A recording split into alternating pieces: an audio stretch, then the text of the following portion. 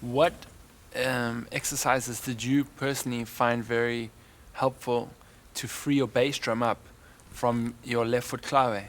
Yeah. Because it's good to, normally it's one pattern, but to free up the bass drum is another thing. Well, I think this is a good chance for us to go into the next subject, which would be independence. So I'm a strong believer that every style, at least when it comes to drums, has its own independence. And this kind of independence is based around usually one or two limbs keeping an ostinato, and then one or two limbs being free in order to embellish or to accent or comment on the music. So I'm going to give you a couple of examples. If you're playing swing, your ostinato is on the right cymbal and the hi-hat, usually. That's how you start studying it anyway, which would be, obviously,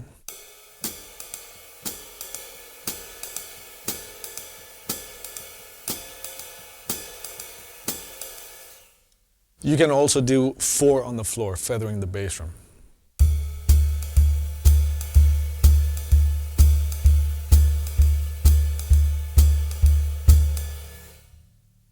So that would be your basic ostinato. And then you want to have your left hand free in order to comment on whatever's going on with the music. So there's a few ways of doing this. One way that I followed pretty much for every style was, there's a really good book called Syncopation by Ted Reed. And in the middle, there's a section that just says syncopation. That's all it says. And it's like 8 pages or something like that.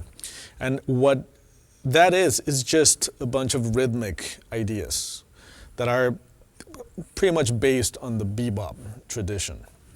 So that's ideal for working on something like this.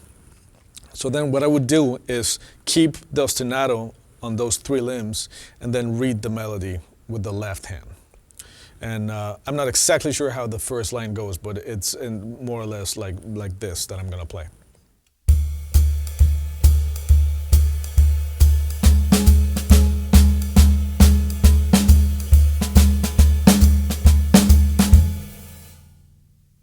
So that's just 4 bars of a rhythmic idea. Bam bam ba bam bam bam bam bam bam ba bam ba bam bam ba bam bam bam. That's what it is. So I'm reading it with my left hand. I'm playing it with my left hand and then keeping the ostinato. The next step would be to change the ostinato around. So instead of playing the bass drum, I'm going to play an ostinato on the left hand. And I'm going to play the melody with my right foot. So this is what it would sound like.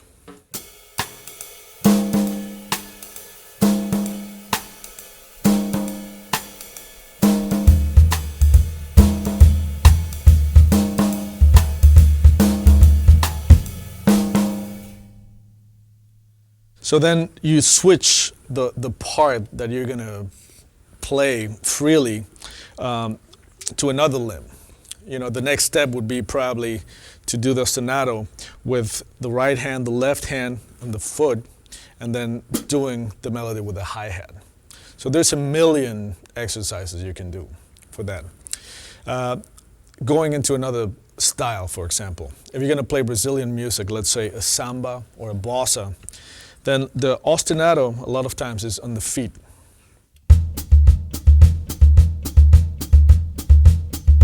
Sometimes you can also do an ostinato with the right hand.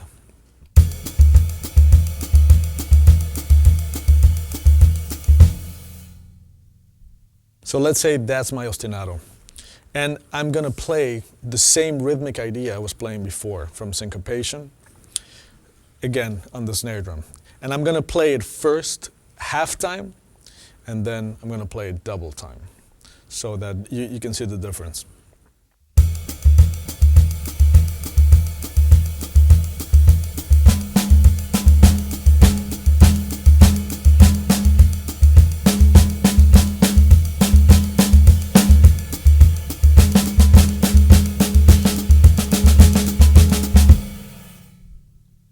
So that's another way of doing it. You're keeping this all the time and then trying to free up the left hand.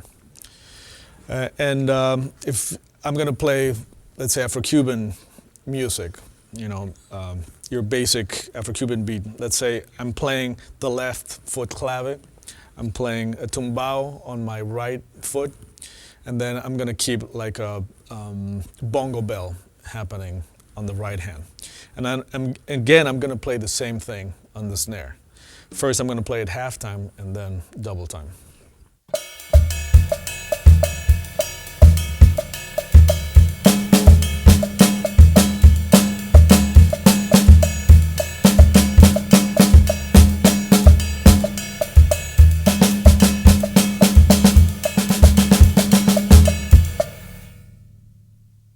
So that's another way of doing it.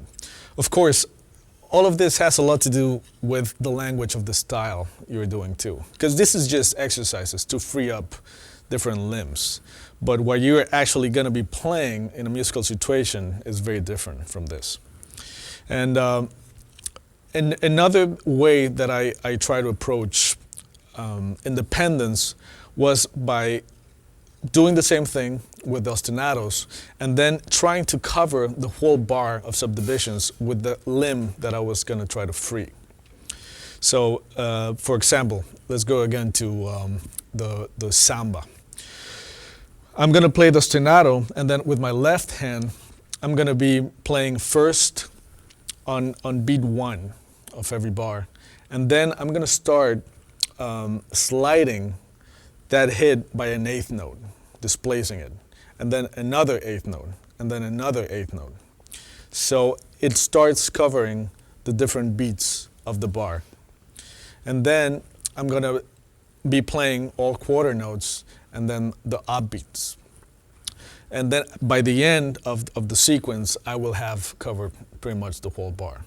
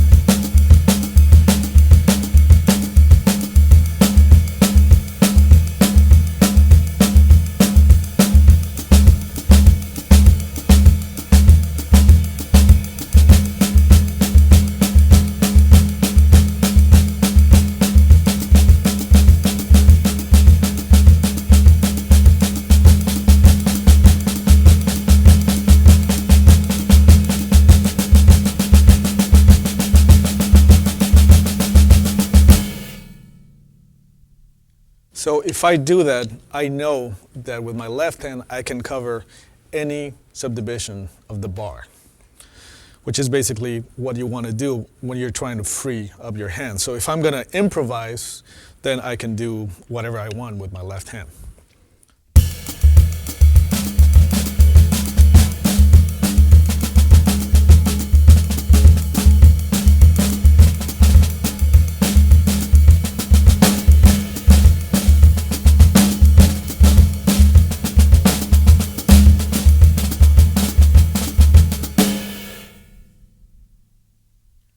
Of course, and this section is where we have to get into the language of each specific style.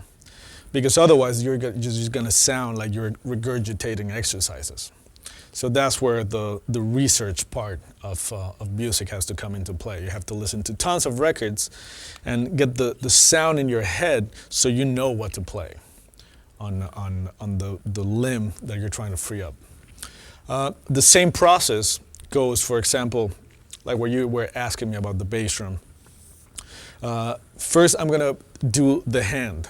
I'm going to play the clave. I'm going to play a 3-2 rumba clave. I'm going to play the tumbao on the right leg, and I'm going to play again the bongo bell on the cymbal. And I'm going to go through the same process with the subdivisions.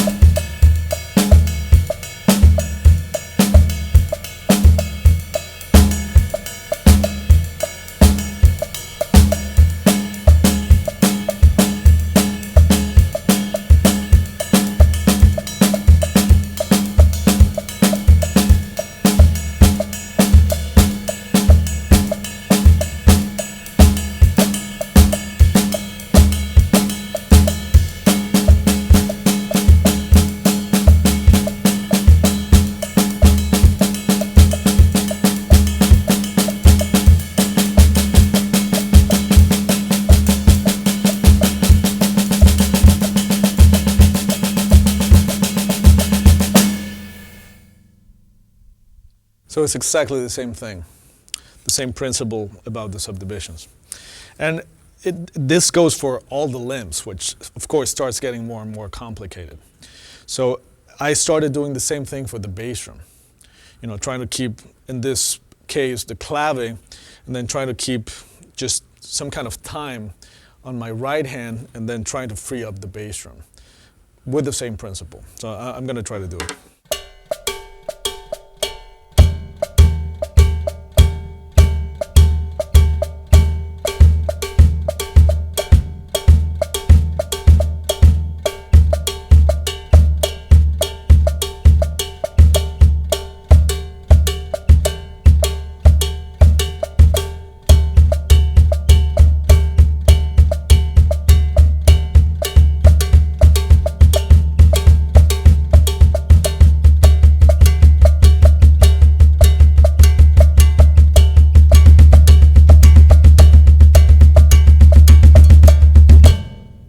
So, I haven't done it in a while, but that's basically the process.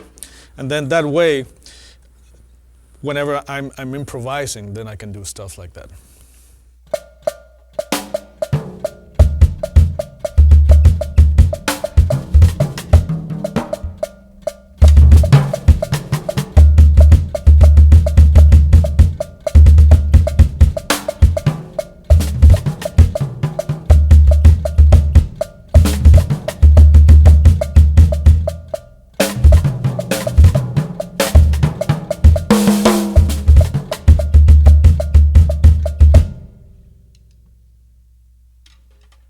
A lot of the stuff that I'm playing down here comes from bata drums or congas. Like I said in the beginning, if you're going to play this kind of style, you really have to go to where the tradition is, which is the percussion. So I really try to listen a lot to like rumba or just bata drums, just to get ideas of where that kind of stuff comes from. Because otherwise, what will happen is you're going to be playing the left foot clave, and then you're going to be playing like some fusion fills on top, because you won't know what to play. It's very different to play this.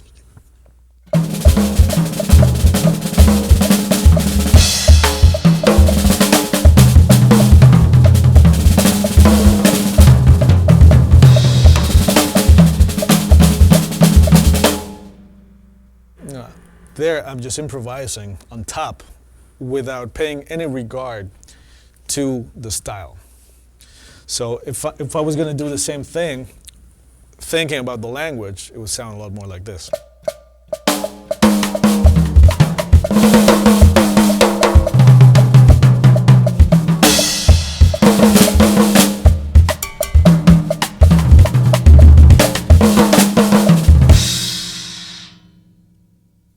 So you have to know the basic vocabulary of each style of music if you really want to improvise over it. Which, well, before we go on, anybody has any questions about independence? What about broken swing pattern? What kind of exercises would you? For broken swing? Swing, yeah. Well, that's a little bit tied with what I was talking about before, of trying to just come up with combinations of your own that are inspired on other drummers.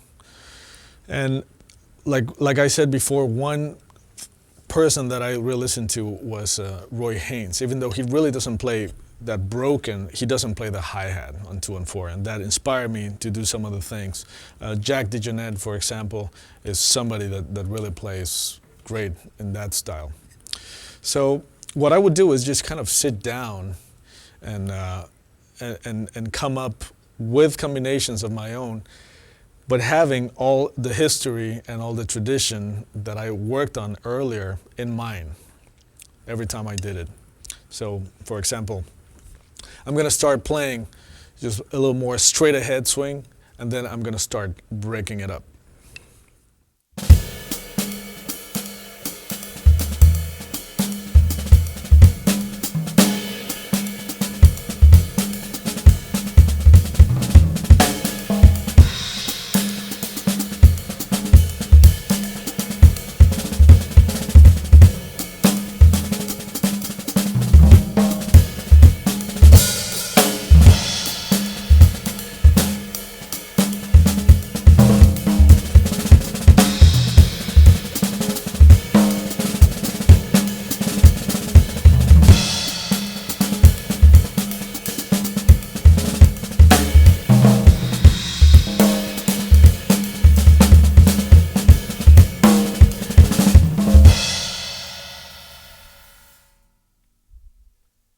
So basically what I'm doing there is just a bunch of combinations with triplets, for example, and then also going into 16 notes. And different ways of orchestrating. You know, for example.